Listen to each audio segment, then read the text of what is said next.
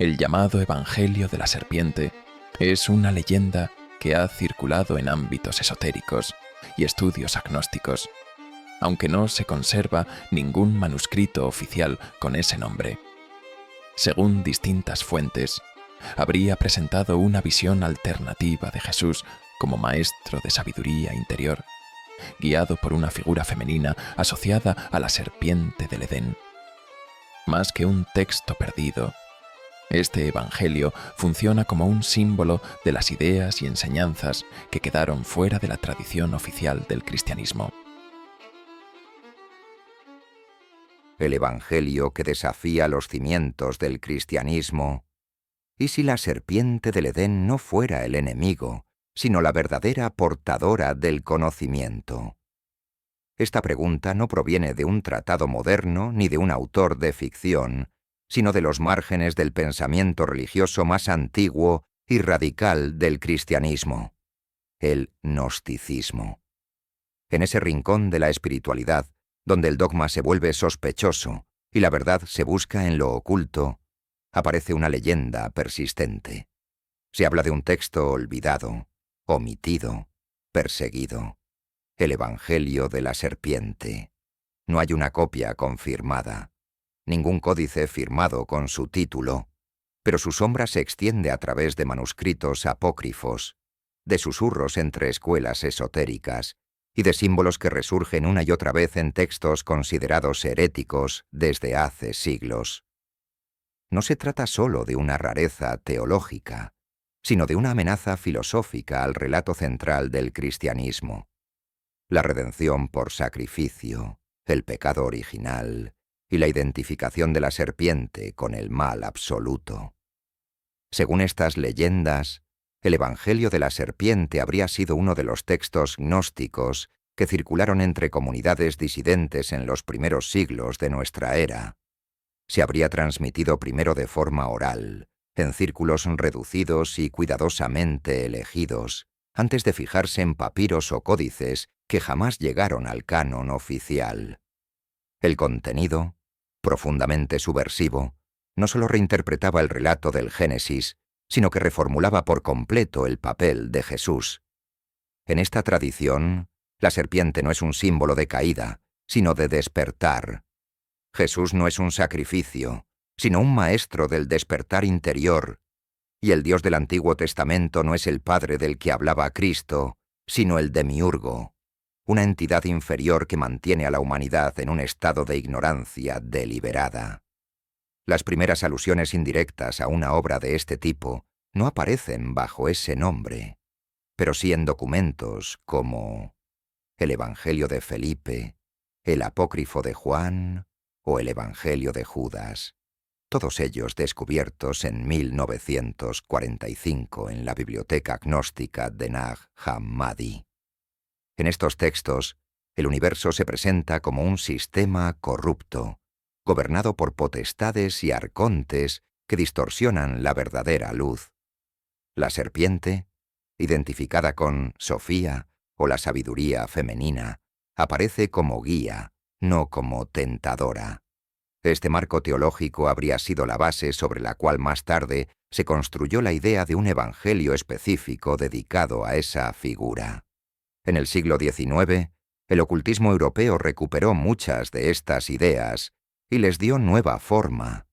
Autores como Elena Blavatsky, Rudolf Steiner o ciertos pensadores rosacruces comenzaron a hablar de un evangelio gnóstico desconocido que presentaba a la serpiente como portadora de revelación. Aunque los nombres variaban, Evangelio de la Serpiente, Libro de la Sofía Serpentina, Manuscrito del Edén, el eje simbólico era siempre el mismo. Una verdad suprimida por el poder eclesiástico, protegida en los márgenes y relacionada con la sabiduría femenina prohibida. El mito creció aún más cuando comenzaron a circular rumores sobre manuscritos no publicados de la biblioteca de Nag Hammadi, presuntamente retenidos por instituciones religiosas. Según algunas versiones, un fragmento del Evangelio de la Serpiente habría sido descubierto en Egipto en el siglo XIX y enviado secretamente a los archivos del Vaticano. Este supuesto documento, según dichas versiones, contendría una serie de discursos entre Jesús y una figura femenina identificada con la serpiente, en los que se revela que el Edén fue una prisión, no un paraíso, y que el pecado original fue en realidad el primer acto de libertad. Aunque no hay pruebas verificables de la existencia material de este evangelio, su presencia simbólica ha sido constante. En las enseñanzas de grupos gnósticos modernos, en las escrituras apócrifas reinterpretadas y en ciertas obras de literatura esotérica del siglo XX, la idea de que Jesús fue guiado por una voz femenina ancestral se mantiene como una corriente subterránea, siempre a punto de emerger.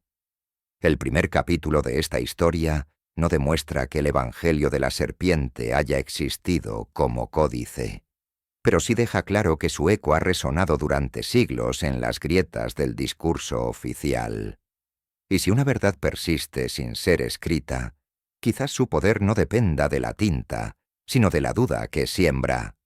¿Qué pudo haber contenido este texto que lo convirtió, según muchos, en el evangelio más peligroso jamás imaginado? Esa será la próxima página en esta travesía. Una revelación suprimida desde los orígenes del cristianismo. No fue Pedro quien entendió el secreto de Cristo, fue la serpiente. Esta frase, atribuida a un manuscrito gnóstico perdido, ha resonado en círculos esotéricos como un eco de lo que alguna vez fue un mensaje oculto, quizá escrito, quizá susurrado, pero sin duda enterrado bajo siglos de ortodoxia. En este segundo capítulo se explora aquello que se ha atribuido al Evangelio de la serpiente, no como un texto confirmado, sino como una construcción simbólica y doctrinal, emergida de fragmentos dispersos y visiones marginales que han sobrevivido en los bordes de la memoria cristiana. En el corazón de este evangelio legendario está una relectura radical del relato bíblico del Edén. En vez de ser el instrumento de la caída, la serpiente es presentada como Sofía, la sabiduría eterna, una emanación divina femenina que, en la cosmología gnóstica, fue separada de la plenitud original, el pleroma, y arrojada al mundo material. Esta Sofía, lejos de ser demoníaca, representa la chispa de la verdad sepultada en el barro de la creación defectuosa del demiurgo, el falso dios que, según los gnósticos, usurpa el nombre y el poder del verdadero Altísimo. En este relato, la serpiente despierta a Eva, no para condenarla, sino para ofrecerle lo único que el demiurgo quiso negarles: el conocimiento. El acto de comer del fruto no es una transgresión, sino un primer paso hacia la conciencia. Jesús, en este contexto, no es enviado por el Padre del Génesis, sino por la divinidad que está más allá del tiempo y el espacio, y que busca liberar al ser humano del engaño del mundo material. El Evangelio legendario plantea que Jesús habría tenido un encuentro iniciático en el desierto, no solo con tentaciones externas, sino con una revelación interna. Allí no habría enfrentado a Satanás, sino dialogado con la serpiente Sofía, quien le habría entregado el conocimiento del principio, es decir, el recuerdo de su naturaleza verdadera. Según los relatos simbólicos, este Jesús no enseña sacrificio, ni culpa, ni obediencia ciega, sino autoconocimiento, despertar y ruptura con las estructuras de poder que atan al alma a la materia. En estas enseñanzas, atribuidas al Evangelio de la serpiente, se introduce una figura enigmática, una mujer sin nombre que aparece en sueños, en diálogos nocturnos o visiones extáticas.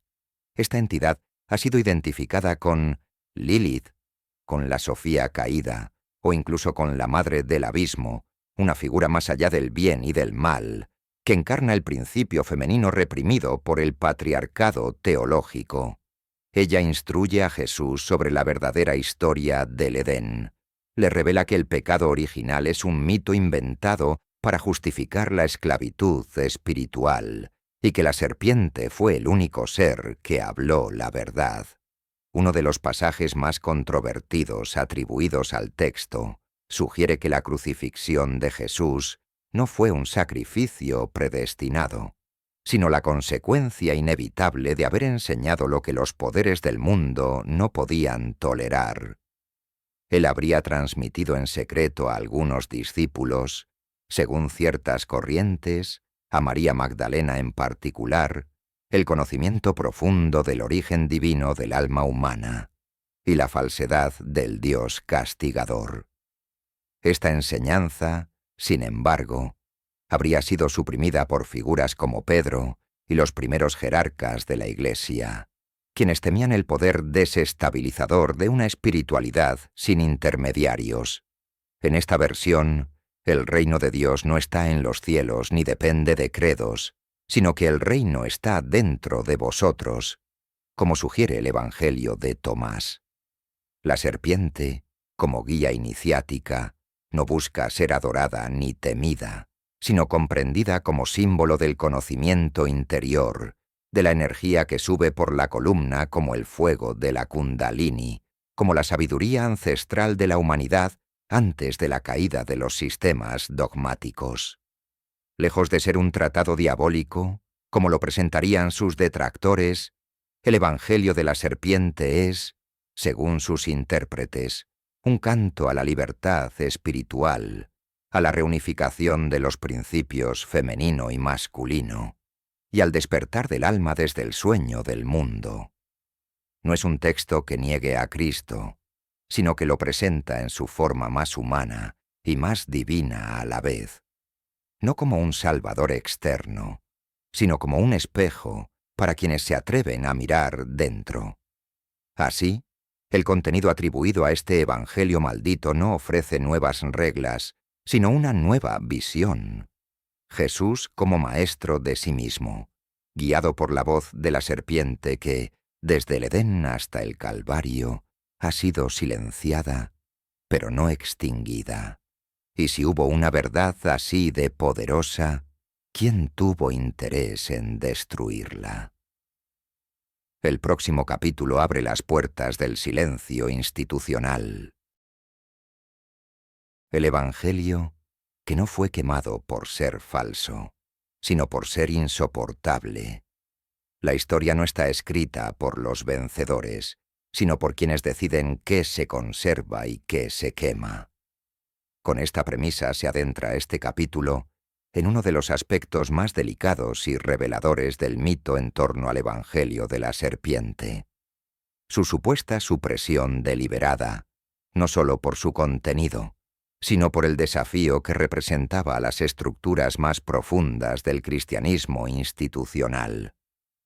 Desde los albores del siglo IV, con la conversión de Constantino y la institucionalización del cristianismo como religión del imperio, la unidad doctrinal se convirtió en una necesidad política, no solo espiritual.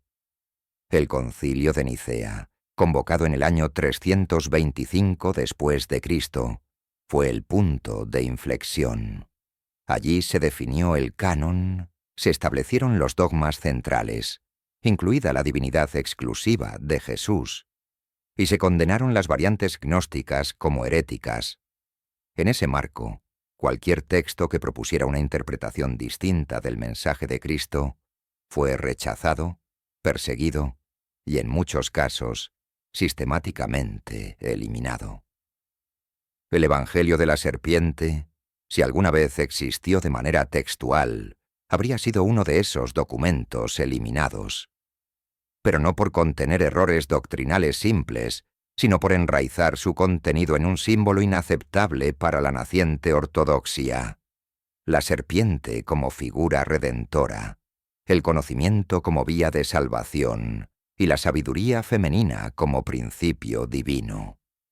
Este conjunto de elementos era no solo heterodoxo, sino profundamente subversivo en una época donde la estructura patriarcal de la Iglesia comenzaba a consolidarse como poder terrenal. A lo largo de los siglos siguientes, la represión del pensamiento gnóstico continuó con intensidad. En los siglos IV y V, los padres de la Iglesia como Ireneo, Hipólito y Epifanio se dedicaron a refutar a los herejes, pero sus propios escritos conservan ecos de lo que combatían.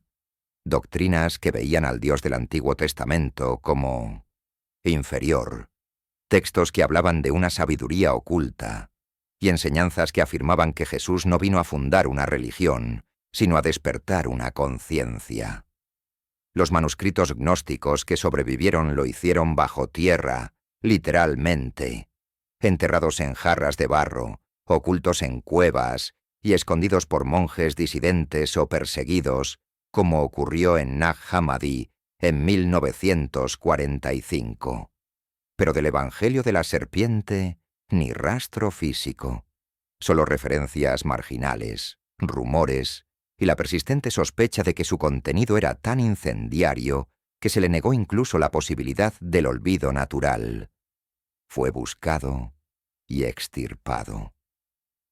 Durante la Edad Media, las ideas que podrían haber estado vinculadas a este evangelio resurgieron en movimientos heréticos como el catarismo en el sur de Francia y el bogomilismo en los Balcanes. Estos grupos sostenían que el mundo material era obra de un Dios corrupto y que el verdadero conocimiento estaba más allá de la letra de las Escrituras. En ambos casos, fueron brutalmente reprimidos por la Inquisición. El fuego no solo destruyó sus cuerpos, sino también los manuscritos que pudieran haber conservado. Se ha especulado que una copia de este evangelio fue hallada en Egipto por exploradores europeos en el siglo XIX y que fue enviada al Vaticano, donde habría sido clasificada como material herético de máxima sensibilidad. Esta afirmación sin confirmación documental circula en los márgenes de la historia académica y es defendida por teólogos disidentes, estudiosos esotéricos y escritores alternativos. Algunos incluso señalan que existe una sala del índice en los archivos secretos vaticanos donde yacen textos considerados demasiado peligrosos para ser revelados. Entre ellos, se menciona repetidamente el Evangelio de la Serpiente. No hay prueba definitiva de su existencia, pero tampoco hay prueba de su inexistencia. Lo que existe, y con fuerza, es un patrón. Cada vez que una enseñanza eleva la figura femenina, valora el conocimiento sobre la fe ciega o propone una espiritualidad no jerárquica, el aparato eclesiástico la combate como amenaza. El Evangelio de la Serpiente habría sido la convergencia perfecta de todas estas herejías. El problema no era solo lo que decía, sino lo que hacía posible. Si el ser humano puede acceder al conocimiento divino sin necesidad de intermediarios, sin ritos, sin dogmas, entonces ¿para qué una iglesia? ¿Para qué sacerdotes, concilios, mandamientos? En este contexto, no es difícil imaginar por qué un texto así, real o alegórico, fue perseguido hasta el olvido. El silencio, en este caso, no es prueba de inexistencia, es evidencia de miedo. Y donde hay miedo, suele haber poder en juego. Próximo capítulo. ¿Puede un texto perdido seguir transformando el pensamiento siglos después de su destrucción? La sabiduría prohibida no necesita conservarse para seguir resonando. ¿Y si la serpiente nunca fue la enemiga de la humanidad, sino su primera maestra? La historia del Evangelio de la Serpiente no es la de un manuscrito hallado, traducido y conservado en bibliotecas. Es la de una huella persistente, una idea soterrada que, pese a no poseer páginas legibles ni una autoría definida, ha moldeado las corrientes marginales de la espiritualidad cristiana y ha reaparecido, generación tras generación, como una amenaza simbólica al orden teológico establecido. Su legado, paradójicamente, no proviene de su existencia documental, sino de su poder como arquetipo. El Evangelio de la serpiente representa aquello que fue negado por la tradición, un Jesús iniciático, transmisor de sabiduría directa y no de obediencia. Una divinidad femenina que no adorna el altar, sino que enseña, cuestiona y guía. Y un conocimiento que no se otorga por autoridad, sino que se despierta desde el interior, como chispa antigua, en el alma del ser humano.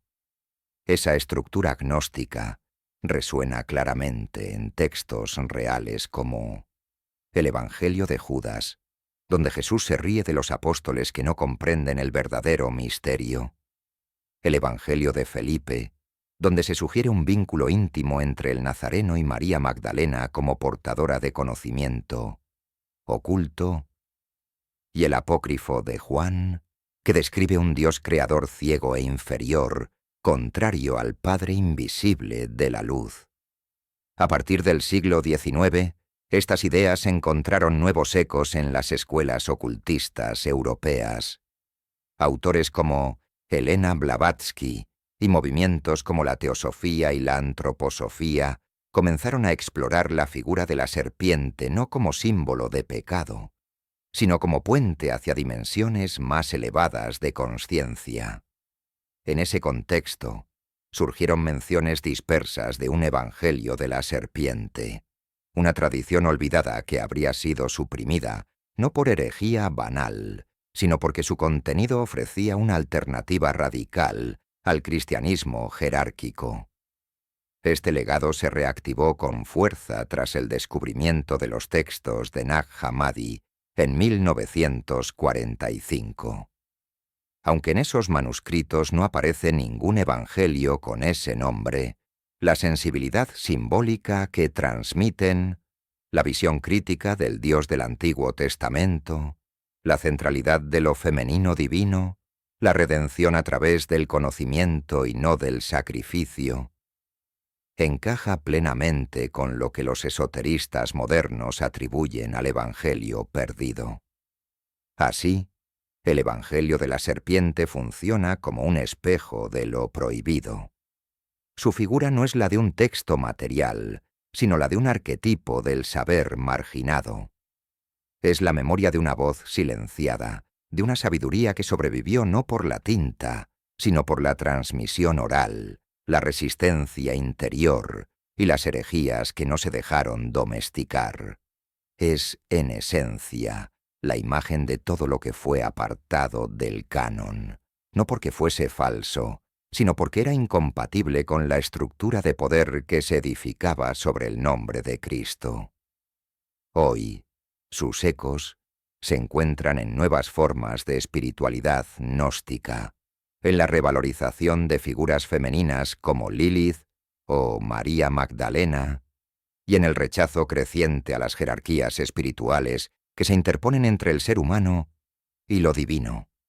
El Evangelio de la serpiente se convierte así en una corriente subterránea, un susurro que ha sobrevivido al fuego, al exilio y al silencio institucional. Su verdad, si la tiene, no está en una doctrina concreta, sino en su capacidad para invitar a la duda, al despertar, a la búsqueda sin dogmas. Porque incluso sin haber sido escrito, su mensaje persiste. Que el pecado original no fue haber desobedecido, sino haber aceptado la ignorancia como destino.